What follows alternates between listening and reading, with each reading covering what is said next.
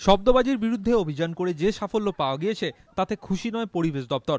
এখনো পুরোপুরি নিয়ন্ত্রণে আসেনি শব্দ দানব। অতীতের অভিজ্ঞতা থেকেই পরিবেশ দপ্তরের আধিকারিকরা দেখেছেন বহুতল হাউজিং কমপ্লেক্সগুলিকে শব্দবাজির হাত থেকে পুরোপুরি মুক্ত রাখা যাচ্ছে না। এবার তাই 1200 হাউজিং কমপ্লেক্স নিয়ে রবিবার বৈঠকে বসছে কলকাতা পুলিশ ও পরিবেশ দপ্তর। শব্দদানব রোধে পরিবেশ দপ্তর নানাবিধ ব্যবস্থা নিয়েছে। দীপাবলির আগে স্কুলের ছাত্রছাত্রীদের নিয়ে শহর জুড়ে চালানো হবে প্রচার অভিযান। উৎসবের সময় শহর জুড়ে থাকবে কড়া নজরদারি। আইন ভাঙলে করা হবে জরিমানা, প্রয়োজনে মামলা দায়ের করা হবে অভিযুক্তের বিরুদ্ধে। এমনটাই জানালেন রাজ্য দূষণ নিয়ন্ত্রণ পর্ষদের চেয়ারম্যান বিনয় কুমার দত্ত।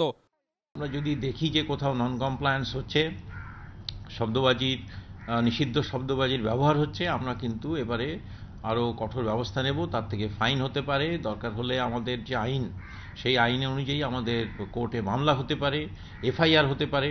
কেননা আমরা একটা statutory body, pollution control board, আমাদের দায়িত্ব আমাদের পালন করতে হবে এবং জনগণকে যতটা সম্ভব আমাদের স্বস্তি দিতে হবে এই বাজি পোড়ানোর শব্দের বিরুদ্ধে, এবং আমরা তার জন্য আইন অনুযায়ী যা করণীয় সবকিছু কিন্তু এবারে করব। বাজারগুলিতে থাকছে পুলিশের কড়া নজরদারি। আলোর বাজিকে উৎসাহিত করতে শহরের 3 জায়গায় বসছে বাজির বাজার। লক্ষ্য একটাই, আলোর উৎসবকে শব্দদানবের করাল গ্রাস থেকে রক্ষা করা। দীপক ঘোষ, এবিপি আনন্দ, কলকাতা।